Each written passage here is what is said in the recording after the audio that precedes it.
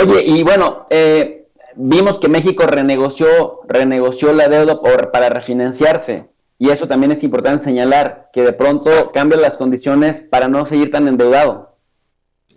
Sí, es justamente lo que yo quería comentarte, lo que yo te quería compartir. Hace 4 días aproximadamente hice un cálculo que a mí me parecía muy importante que se señalara, nadie lo había mencionado, y me di cuenta que con la estrategia que hizo la Secretaría de Hacienda, se generó una reestructuración de deuda en los siguientes 3 años que le ahorra en un periodo de 3 años. Esto es muy importante para que no me digan que estoy manipulando. En 3 años, tú reestructuras una deuda y generó el gobierno un ahorro del 69%. Esto yo lo mencioné. ¿Qué dicen los contrarios? Que no es que se genere un ahorro en términos reales, sino lo que se hace, como se le llama coloquialmente, es que estás pateando la deuda presente, estás ganando más tiempo de pago y al final de cuentas te termina costando más. Eso es lo que ellos dicen. ¿Qué digo yo? Porque son tan técnicos y ahora sí son muy puristas, pero digamos, no les gusta observar el panorama general. Primero le pregunto a tu auditorio y te pregunto a ti, si tú tienes 10 pesos y estás pagando 2 pesos de intereses hoy, ¿tú pedirías prestado para pagar esos 12 pesos en total para terminar pagando 16 si no lo necesitas, Jesús? Yo creo que la respuesta es clara. Es No, obvio, ¿verdad? claro. No, Es claro, obvio. por Bueno, supuesto. el gobierno de México tampoco, porque si lo hiciera estaría generando un quebranto a la nación, estaría generando un incremento mayor y estaría generando un quebranto. Lo que hizo la Secretaría de Hacienda es, y te doy este dato porque es muy importante, este ahorro en estos 3 años significa digamos, una diferencia de tasas de interés. Si el gobierno aplica en proyectos de inversión y mucha gente me dice, bueno, es que la tasa interna de retorno de los proyectos del gobierno es una tasa negativa y no es una tasa atractiva. Y no necesariamente el que se invierta con este ahorro que tú estás diciendo, el gobierno va a terminar pagando menos porque no va a generar, digamos, más rentabilidad. Hasta ahí me explico lo que la gente que está opuesta a mi punto me está diciendo. Nada más aclararle a la gente, mi querido Simón, que cuando hablamos de tasa de retorno de la inversión, implica que es recuperar lo que se ha invertido en Exacto. determinado plazo estimado. Sí, o sea, ¿para qué usas la deuda? La deuda la puedes utilizar para el Tren Maya, para Dos Bocas, para el presupuesto público, para el gasto, para diferentes cosas. ¿Qué Mm. tienes tú que hacer? Que lo que tú usas el dinero de esa deuda y lo inviertes, te genere más rendimiento que el costo superior de esa tasa de interés que estás pagando. Eso es lo lógico, ¿correcto? Habiendo dicho esto, todos los que, digamos, en redes sociales me dijeron que estaba yo mal porque no sabíamos las tasas internas de retorno, yo contesto una sola cosa, nada más. En un contexto de pandemia, cuando está de por medio la salud pública, yo hice una equivalencia y no quiere decir que para esto lo vaya a utilizar el gobierno, pero es mi lógica y si a mí me tocara decidir, yo sí lo mencionaría. Este 69% de ahorro temporal que está haciendo el gobierno equivale a una campaña de vacunación en todo el país, Jesús, en todo el país. Entonces, cuando tú evalúas financieramente una tasa interna de retorno, que significa que es cuánto estás ganando en términos netos de lo que pediste prestado y de lo que está ganando tu proyecto, ¿qué es más importante que la vida de millones de mexicanos para volver a generar productividad económica, para poder salir de la pandemia y poder impulsar? Para mí no hay ninguna tasa económica de retorno superior a eso. Mi querido Simón, para ir cerrando, porque sé que tienes una agenda llena y por eso te agradezco esta deliciosa charla y también constructiva y muy didáctica, que seguramente la gente también agradece. Los saldos de la deuda neta del sector público federal reportan la mayor alza como proporción del PIB. Ya más o menos hemos hablado al respecto, del que se tenga registro desde el 90.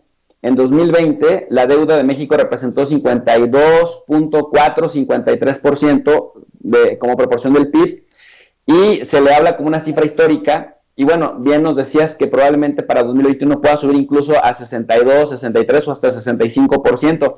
Pareciera entonces que esta administración estuviera siguiendo patrones de las anteriores administraciones tipo Fox, Calderón, EPN. Exacto, aun cuando instituciones como el Fondo Monetario Internacional han sostenido que México ha actuado responsablemente en la administración de su deuda.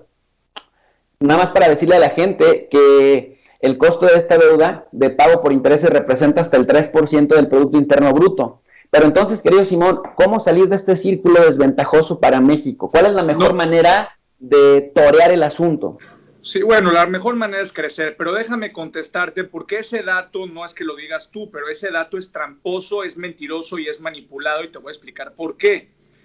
El endeudamiento que se generó con Enrique Peña Nieto es un endeudamiento que en más del 75% se fue a gasto corriente. Por eso te digo que es muy importante que se sepa para qué se está utilizando el dinero. Es decir, el gobierno de Enrique Peña Nieto, el gobierno de Felipe Calderón, independientemente de las filias y fobias políticas, esto ya es una realidad. Lo mismo yo voy a decir si sucede en el gobierno de Andrés Manuel López Obrador, pero esto es un dato real, objetivo.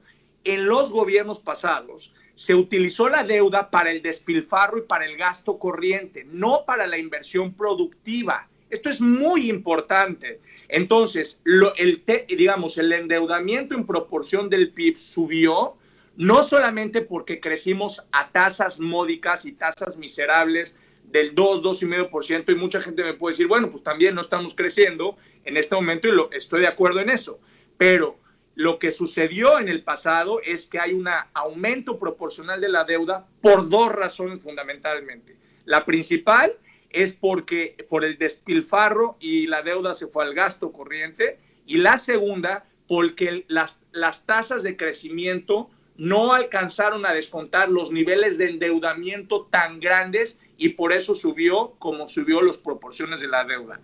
En México, de 2019 a la fecha, es correcto que en el primer año de gobierno no había coronavirus y no crecimos económicamente, al contrario, crecimos cerca de menos 1.1%.